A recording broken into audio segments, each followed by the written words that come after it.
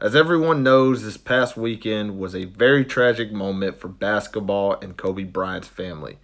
About a week ago, I had a lesson that I taught my students on when it came to the winning mindset of Kobe Bryant. I had a lot of interest in this lesson here on Instagram, so I figured I would film a video on what I taught my kids this past week. Okay, the very first thing is confidence.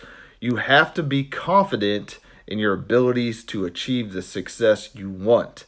It's like Kobe told Vault Entertainment when asked, Kobe, if you were going to recruit me to play on your team, how would you do it?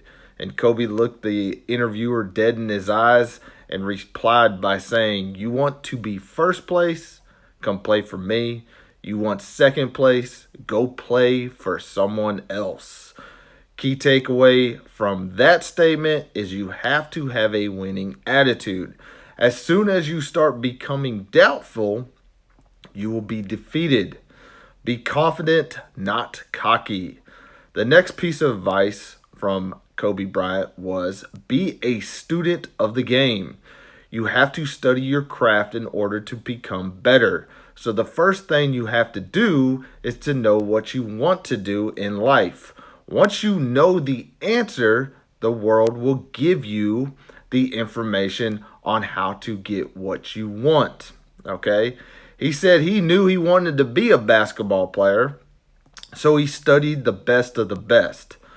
Kobe stated, go to GOAT Mountain, which means greatest of all time.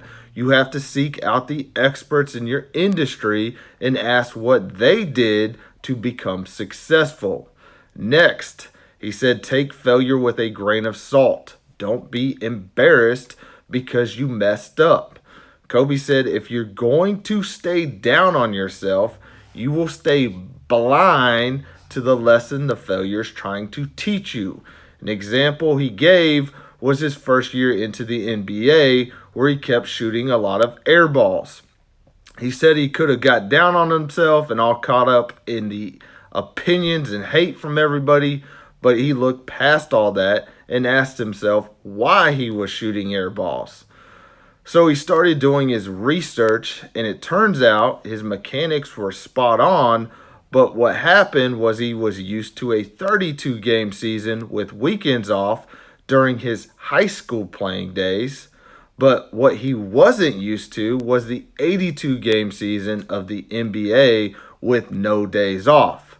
So he realized he was weak in his legs, and he had to tailor his strength and conditioning routines to be able to compete in the NBA.